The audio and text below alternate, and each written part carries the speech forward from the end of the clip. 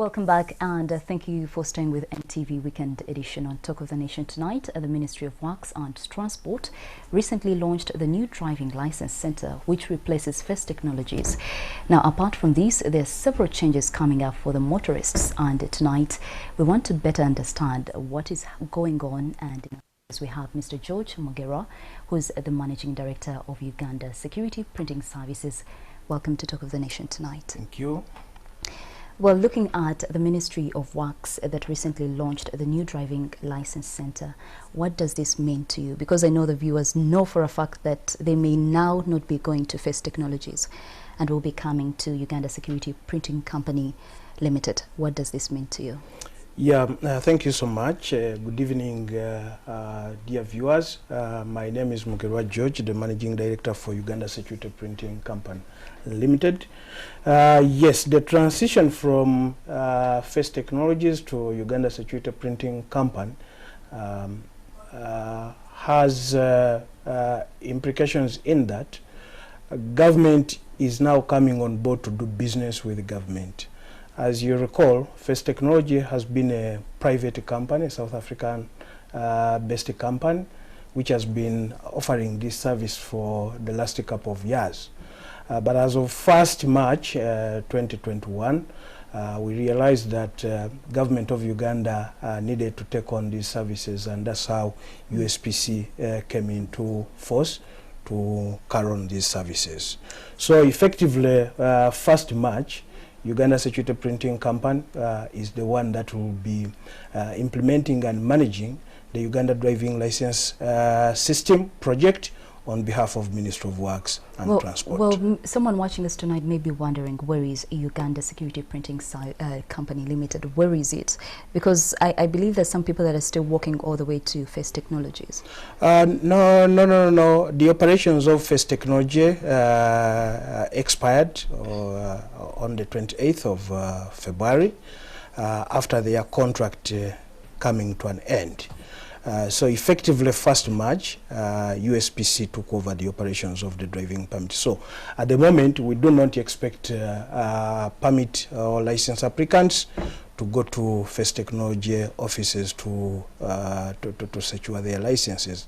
What they instead have to do is to come to Uganda Rails Corporation, where this project is being housed. Now speak to us about some of your plans that you have in place to streamline the operations. Yeah, one of the, we have quite a lot of plans which are underway in order to ensure that we streamline the operations of the driving licenses.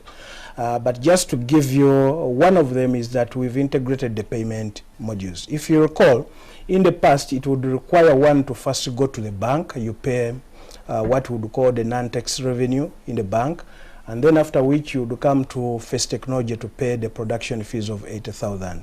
Now in the new arrangement, we are saying no, all fees must be paid in the bank. So by the time you walk into the USPC premises to process your license, you only have one payment reference number, which has been generated by the URA system. So that is one of them. Then secondly, we also saying that we are bringing on board a card which is going to be accepted in the region, in the East African region, but also in the COMESA region. So those are extras which are coming on board as a result of USPC coming, taking on these services. Well, at least we see the prices have remained constant. When I look at the new driving license rates for you who's watching us tonight, they're still the same. 60,000 for the provisional licenses. The new full driving license still stays at 135,000, and that is for 1 year. If you're carrying it on to 3 years, it goes to 230,000, which has always been the same cost. So was it a general plan to ensure that the prices stay constant, and are there any plans when we talk about, since we're in the digital era, are there any plans to make it easier for someone to pay online? Are there any underway plans for that? Actually, for one to pay for a driving license under the new model, you can even pay for your license using mobile money. You can pay it using these payware guys. So all that is meant to ensure that services are accessed by the population at a cheaper cost, but also in a timely manner. So what you have to do is basically to get your assessment. As long as you have your assessment, you should be in position to pay the license fees through any of those modalities. Oh, give us more details on that. If say my permit has expired and I'm meant to go to Uganda Security Printing Company, can I just get on my mobile phone? What do I dial? You know, if I'm on Airtel or on MTN, what exactly do I dial in? What normally happens if you want to apply for a license from USPC, the starting point is that you must have paid. And how do you pay? For your payment to be effected, you begin with getting an assessment from the URA website. So as you go on the URA website, you'll be in position to get your assessment report, and then the system will be in position to generate your payment reference number, which should be used to effect your payment through any modalities, through any payment mechanisms that you could be having. It could be through the bank, but it could also be through the mobile money. Do you have any anticipated plans for the border riders and maybe also the taxi operators? That is one of our key categories, whom I could call the key stakeholders that we are really looking at. Our plan is to ensure that we bring this service closer to them. And how are we going to do this? We are bringing on board what we would call the mobile vans. These mobile vans will be reaching these categories from their respective areas, and enrollment will be taking place from their respective areas. The moment their enrollment is done, then their permits, their licenses will be processed.